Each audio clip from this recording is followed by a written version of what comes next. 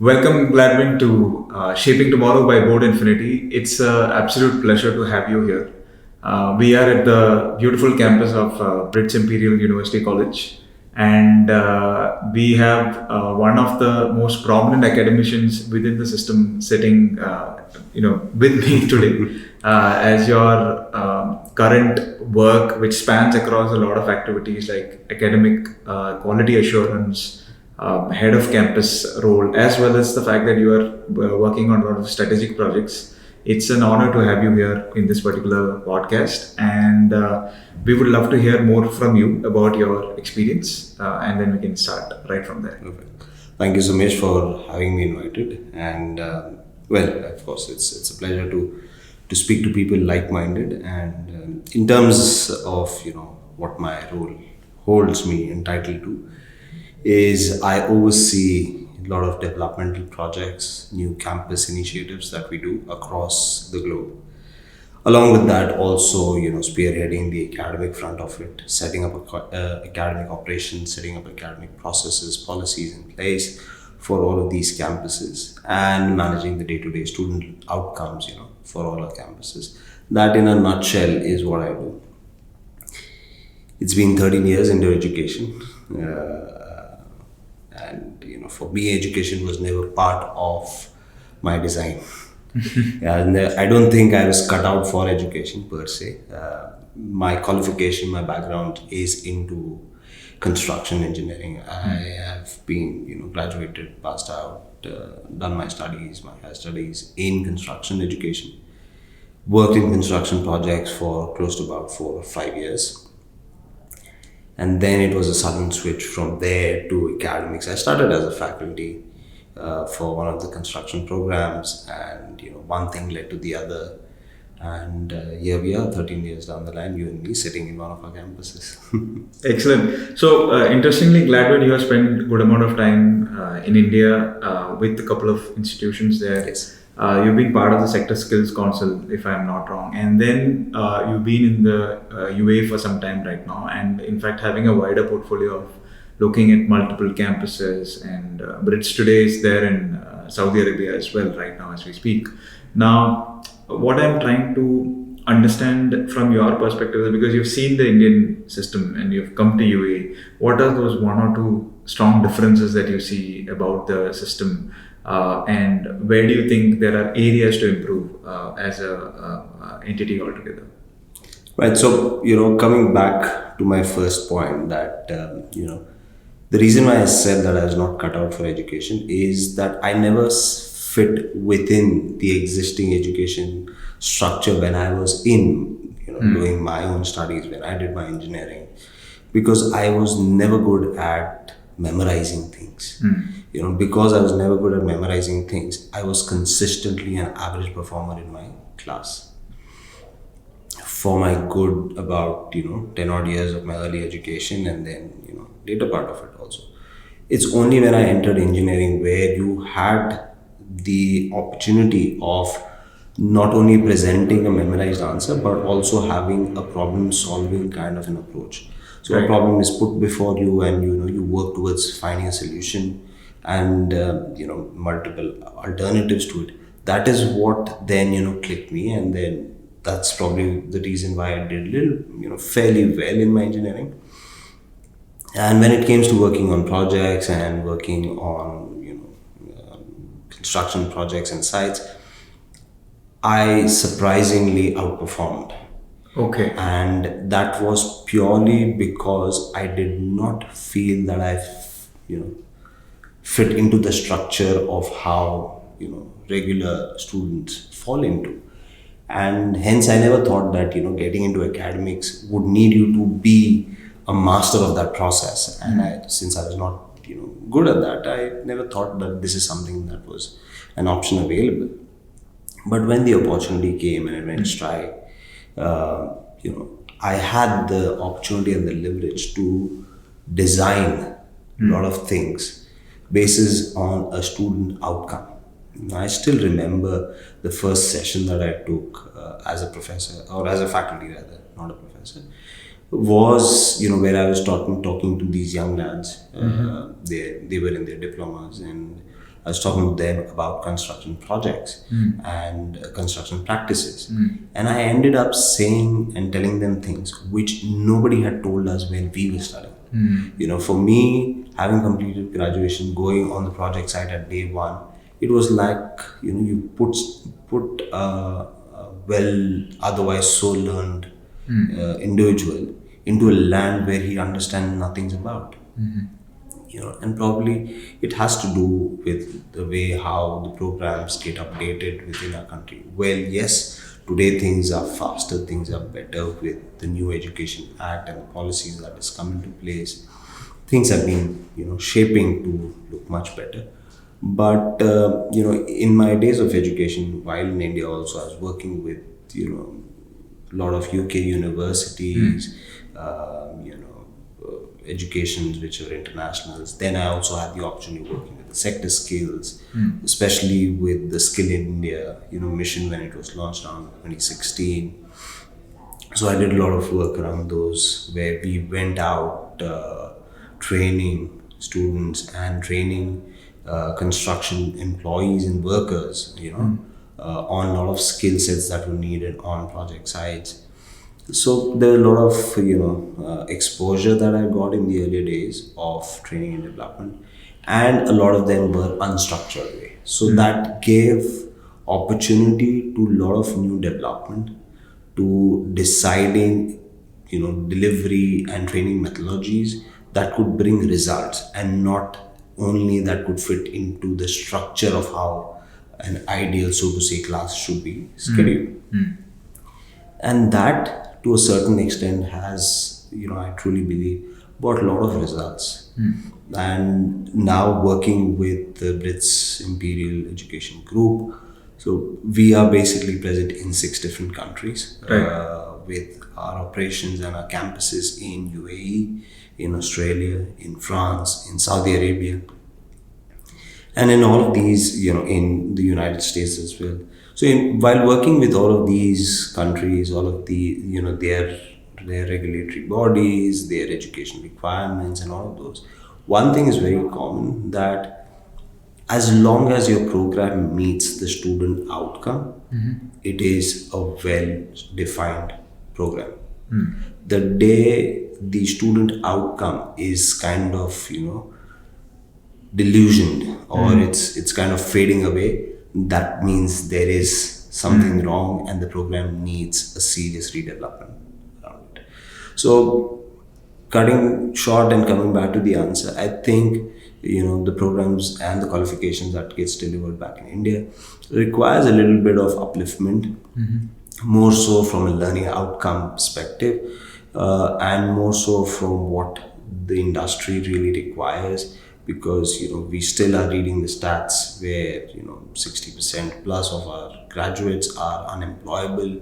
Make in India is a good concept, but if at all the companies move to India, there will be a definite skill shortage, not a manpower shortage, but a skill shortage. So that is something that we need to really look at, and with the NEP that is placed, get inviting a lot of foreign education into our otherwise little rigid education system, I think will open a lot of doors for the new pathway to come. Great. So that is your perspective around the skills piece. Actually, let me kind of deep dive into the skills piece as well, right? I mean, historically, UAE has been a tough job market in terms of achieving the end outcome for students, and maybe the number of applicants per job is higher than that of India as well, right? And if I look at the hiring scenario, there is no recruitment concept in UAE as such. When I say recruitment concept, company visiting on campus, giving an offer, and then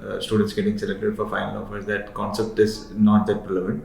But we have an internship-driven model where people are taken in for internships, etc.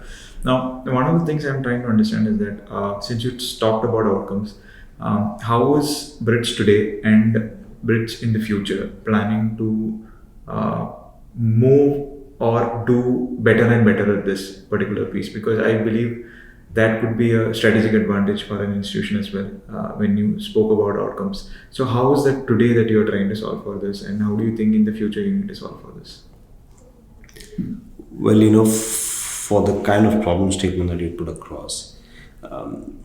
Initially, when we had just started functioning, and we've got a good student outcome in terms of good number of students coming in. One unique aspect within our campuses across, and especially in UAE, is that we have students coming in from 45 different countries. They fly in from these countries and come and study with us at our campuses. Having said that, for a study abroad as a concept, it is very common that these students who enroll into a study abroad program, they end up taking part-time gigs, which enables them to take care of their day-to-day expenses, on a general basis. And the better way to address that is, you take up a part-time gig with McDonald's, KFCs, and all those things, where you are at the front end part of it. Not trying to cut short on any particular job role, but I can say with a lot of confidence and courage that none of our students who are part of the study abroad program, and today we are close to 2,400 odd plus students studying with us at the UAE campus alone. None of these students work at these part-time gigs. Part-time gigs. Okay. All our students are either working in the sector of their studies, or in a subsector of their study, or in an allied sector. Okay. And to make that happen, we also, took a lot of conscious effort, lot of, running around the industry, understanding the market. And as you rightly said, that there is no student, campus drives that happens, because if you look at the job market in UAE, see, with the kind of population that is there, there's only 9% of the population that is of the local Emiratis that you have, right? The remaining 91 are expat communities. Now, when you have such a large and a very high volume of expat communities, you're certain that whoever enters into the country is not entering in with a citizenship as a thought process. They're entering in to make a better career for themselves and add value into their own life. And in that process, they then end up, overall enhancing the UAE market per se, and the UAE outcomes. So in that process, this country had never had skill shortage. Whenever they needed skilled man forces, people from other parts of the world jumped in and addressed the problem. And the country being tax-free, more the reasons for people from most of the European countries also to come in, wherein they're paying, they're under a tax slab of 40% odd plus. So this became a good destination for them. So skill was never a shortage, but at the same time, high packages was always a concern. Challenge. Okay. So we understood that gap in the market. Okay. And while in my initial conversations with some of the hotel brands and chains that we were meeting for our hospitality students, we understood that they were taking interns from a lot of European countries.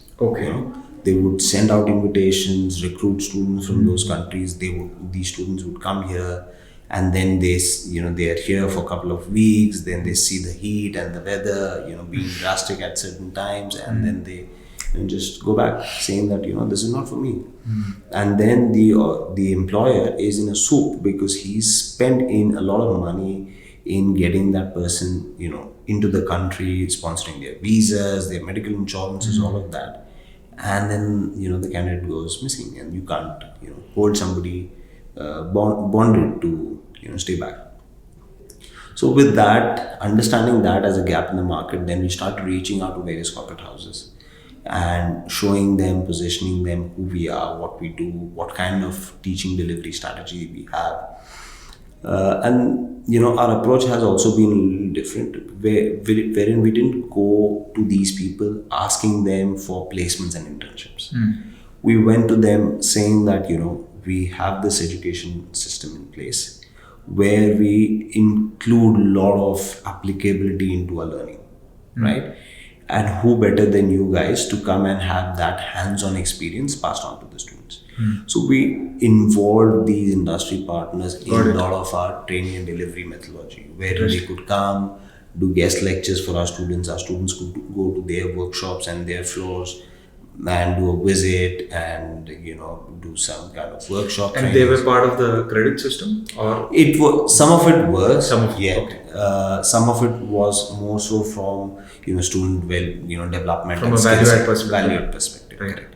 So in this entire exercise, when these corporate guys, and whoever came was at a senior level, within the organization structure. So when these guys came, they met the students and they saw how hungry these students were for an experience, for an exposure, and the kind of diverse student database that we had. It became very convenient for them to have these students go and intern at their workplace, and that's how the turnaround started. Trust me when I tell you this, it was not easy in the initial days convincing these guys even for a model of getting into an internship.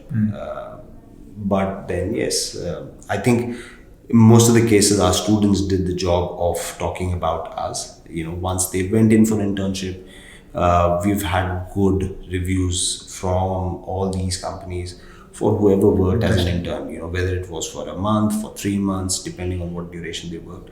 We always got a good positive feedback. So our student did a lot of, working for us in terms of making this model successful. And today we are at a position where at every, recruitment requirement that comes, an internship requirement that comes, we have to give them a timeline that you'll have to wait for a couple of months because our next intake would be 2 months or 3 months down the line. So yeah, we've reached that place and it has been a lovely journey so far, a lot of learning on those lines.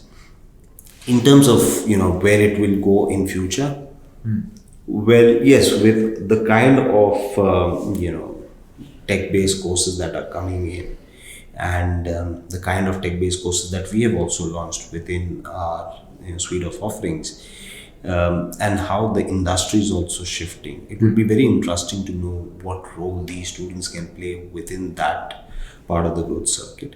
It is very uncertain at this point of time because technology is evolving at a pace where nobody has fathomed today. Absolutely. So we don't know where it will all lead to, but all I could say is in our process of grooming and training our students, we have made them more prepared than ever before to face whatever uncertainty that would come across their way. Okay, great. I think, Gladwyn, I fairly remember last time we had a conversation, you were a big fan of personalized learning, and I think it's coming from your experiences as a kid who went through the education system also. Tell us a little bit light around what kind of technology you trying to use in Britts currently, and where do you think things could evolve, and also your viewpoint on personalized learning. I think it's a very interesting thing to hear as well. Yeah. So in terms of what kind of technologies we use, so all our programs, our delivery model that we work, we have a hybrid structure in place where all students have access to the lectures that happens on campus, right? But at the same time, all our lectures are also live streamed.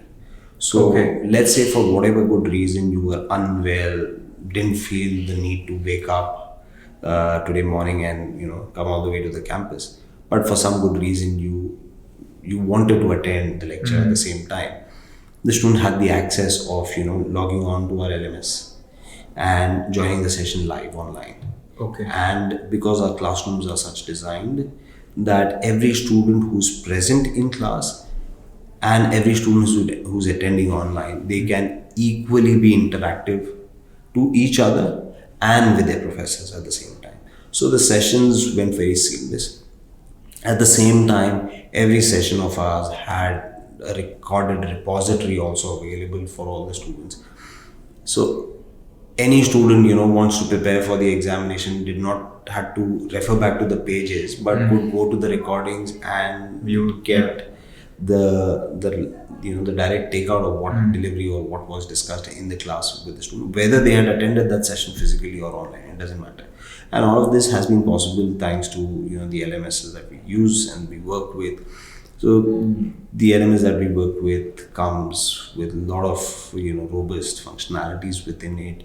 While the sessions is one aspect of it, There are a lot of study materials that we provide to these learners. A lot of interactive study materials that we provide.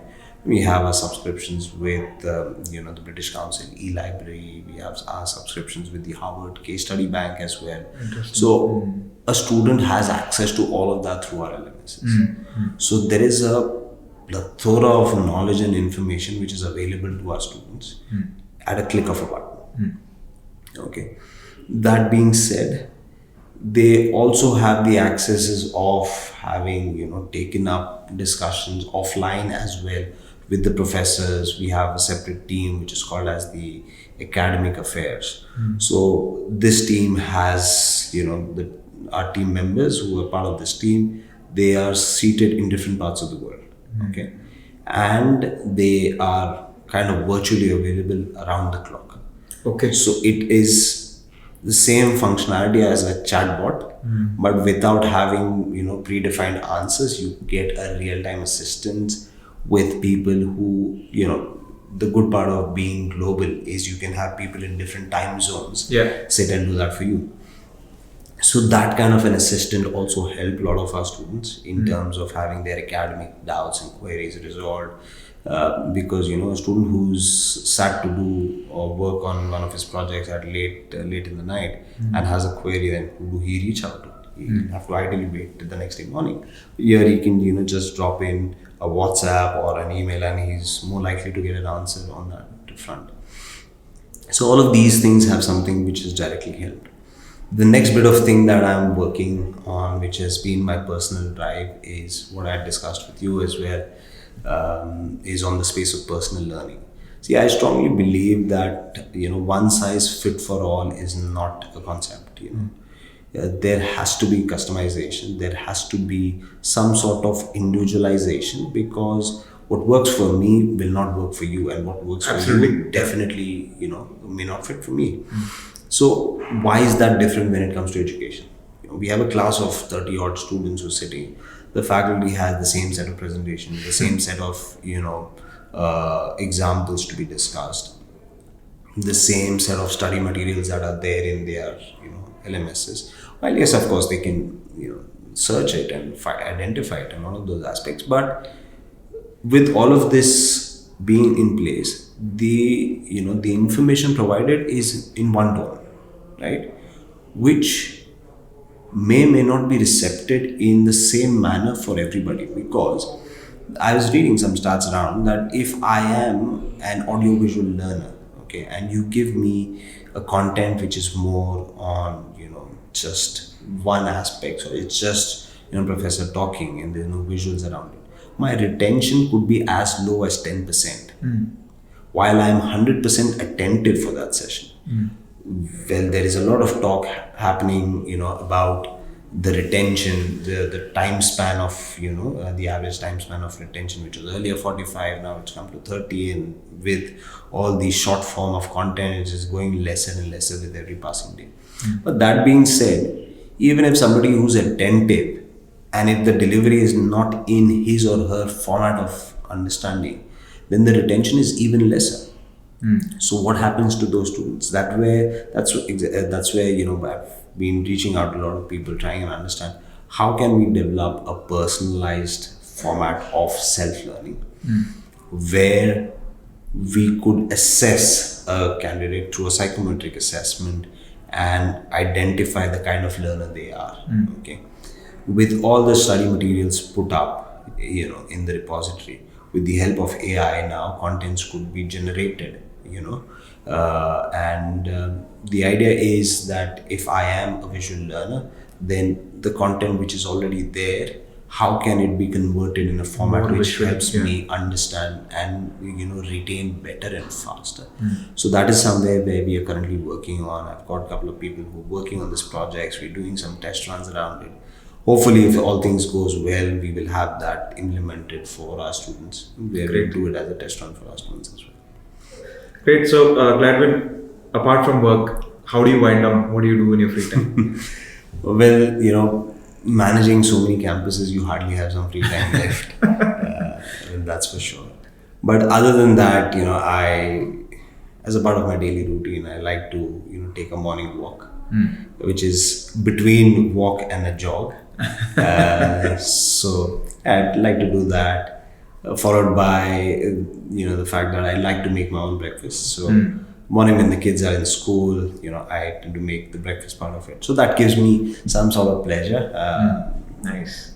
And then evenings are, whenever I finish my work, I go back, spend some time with my kids, and that's more or less how my day winds down to. But I do catch up on a little bit of sports here and there over the weekends, with the colleagues or with some of my friends in and around town. Great. Yeah. I think on a closing note, the institution that we are part of right now, been fairly successful. A lot of people might not have known the name from before, but fairly doing thousands of students in terms of coming in through employment outcomes. And it's in UAE we see a lot of institutions coming in, going out. Some have stood the test of time. What do you think you would attribute the success of Britts Imperial as a group, right? And what do you think are, let's say, one or two key pointers that other higher education stakeholders should think through when they are trying to improve what they're doing as a campus, or for that matter, when they're trying to set up a new campus, etc.? See, well, we recently had a guest coming in from a Canadian public university who was the vice chancellor there and also the president of the board of public universities of Canada. He mentioned, after having seen us, after having a lot of discussions with us, he did mention that, looking at our approach, he understood that we are not in the business of education. We are in education for business. And that's the difference, There are a lot of players who enter into the space, and COVID was one such example. You saw every second person having some sort of ed tech format of education in space, and thinking that, oh, this is the next big thing, and let us all put our foot in the door and see where it gets us landed in all of those aspects. But the crux is that the product is only good as well as it is received by your recipients.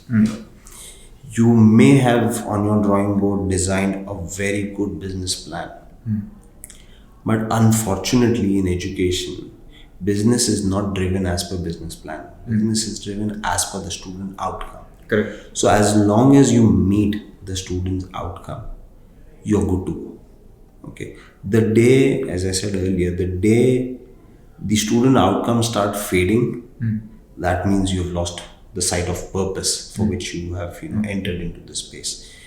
And for us, from day zero till today, today we are in, as I mentioned earlier, we are in 6 different countries. Keeping our India operations aside, we have internationally, we have around 6,000, 7,000 students in all our international campuses put together. India is another 6,000. That's fairly on a very skill-based training, so hence I'm not adding that. But these are 6,000, 7,000 students in purely higher education sector, undergoing their undergrad programs, their master's qualifications, some of them in their doctorate qualifications, and so on and so forth. So with all of this being said, we've been very certain of, at every level of the program, at every student level, what is the outcome that is expected by the students. And we've been very transparent and very vocal about it to our students from the very day one part of it. Whether it is being in terms of the applicability of the learning, whether it is developing a research arm within the program delivery, whether it is promoting entrepreneurial and innovations within our students. At the same time, being an institution that has provided a lot of mobility options to the students. So with all these multiple campuses, our students now, can start a qualification year and then do legs of their qualifications in different campuses or ours. That gives them a true sense of global qualification, global learning. Because I have always been a believer that learning is not what happens in the classroom alone. Learning is what happens anything and everything beyond the classroom also. Because when you're seated in a class with students from, let's say, 10-15 nationality, the kind of exchange of information and perspective and cultures and ethics that happens in that of the class, it is unimaginable. I envy my students because I, in my growing days, never had this kind of an opportunity, never had a classroom that was so vivid, that was so live, where, even if you don't put a faculty in class, there's still a lot of learning happening. You understand? Because with the way how technologies are also growing, which I tell all my faculties, that all my faculties and professors, that the role of professors being as the key knowledge provider in the class, it's gone and dusted. With every student having access to internet and phones and all of those, and with the generative AI being there in place, every question now gets answered in cross-referencing format, where it is referred across multiple forums, multiple platforms, multiple books and all of that. The student through an AI can give a much better structured answer than a faculty would present in the class. So the role of the faculty is not of being a knowledge provider anymore. It is more of a knowledge facilitator. That what is the right way to go about approaching a particular problem. And that is what is need to be understood. You cannot be still hung on to the fact that, even today my professor is the most intelligent person in the class. If you are of that thought process, sorry, you missed the bus already. So I think I really like what you said, that we are in education for business, right? And that's the key message that probably is going to resonate with a lot of audience who would be seeing this thing. It's been a pleasure, Gladwyn, to have you in this, and you rarely we see original thinkers within the education system trying to change it from an outside-in perspective, and I congratulate you for all the hard work and the success that have been achieved till now. We are more than honored to have you in this podcast, and thank you very much. Pleasure is mine. Thank you. Thank you very much.